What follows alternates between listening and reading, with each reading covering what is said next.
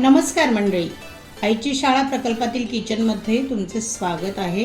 आणि आज आपण मसाला लेमन आईस टी, अगदी रिफ्रेशिंग अशी ही टी बनवणार आहोत। चला कृतीला सुरुवात करूया। इथे मी 2 ग्लास पाणी उकळत ठेवले। गॅस ऑन आहे। आपण ते पाणी उकळण्याची वाट बघूया। आता हे पाणी उकळायला आलंय। आपल्याला त्याच्यामध्ये मसाला टाकायचा आहे। दालचिनी, 1 वेलची, लवंग आणि मिरी। हा मसाला जास्त टाकायचा नाही, कारण मी चहा पावडर सुद्धा मसाला चहा पावडर रेड लेबलची वापरणार आहे। हे आल्याचे तुकडे,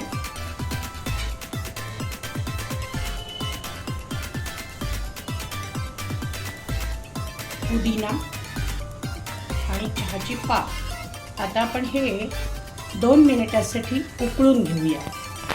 पाण्यात टाकलेला मसाला व्यवस्थित उकळलेला आहे।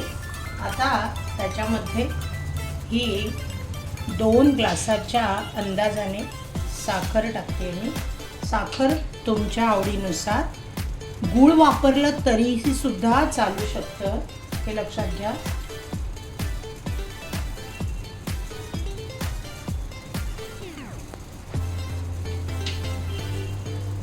आता याच्यामध्ये 1 लिंबाचा रस घालते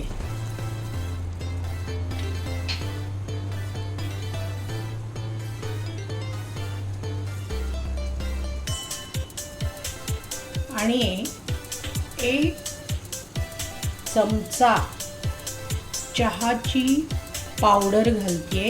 हे बघा, पाणी उकळत असतानाच। आणि चहाची पावडर घातल्यावर गॅस बंद करायचा, उकळू द्यायची नाही आणि त्याच्यावर झाकण ठेवून ती थंड होण्याची वाट बघूया। हे बघा, सगळे मसाले, चहा पावडरचा अर्क हे सगळं मिक्स झालेलं आहे। आणि आता आपण हा चहा गाळून घेऊन तो गार करून घेऊया।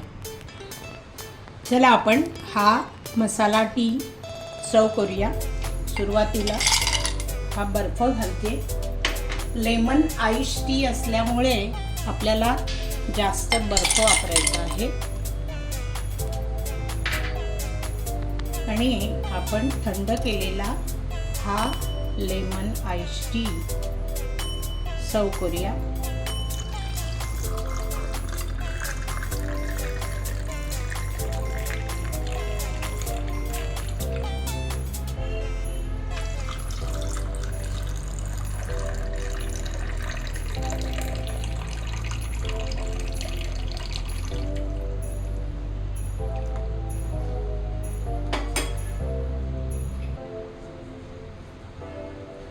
त्याच्यावर हे लेमन स्लाइस,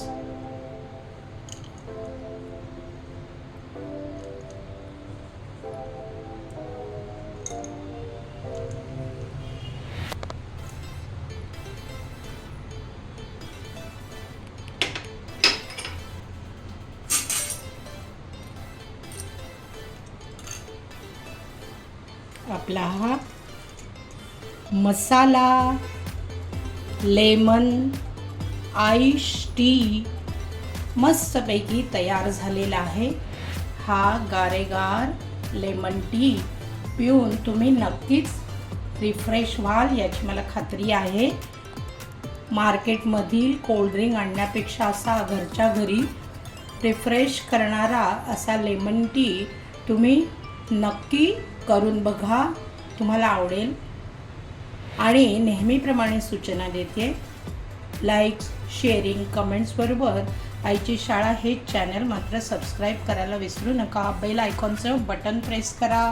मस्त प्या आणि मस्त रहा। धन्यवाद मंडळी।